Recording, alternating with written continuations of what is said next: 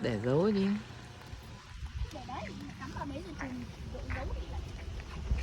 Thôi đi xuống trước đây. Ô, tiếng ngon đâu?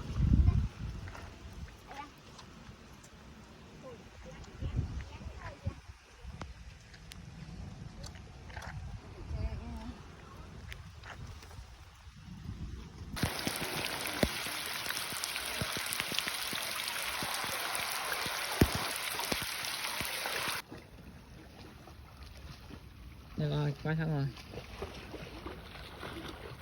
Tới rồi nhá. Nó bơi nhanh chứ.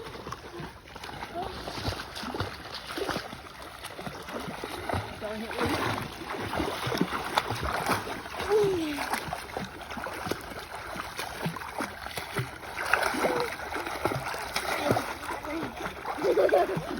Hello, I love you. Mẹ thử đứng lên xem có ấy không? Không, dạy gì mà mẹ đứng có đau chân.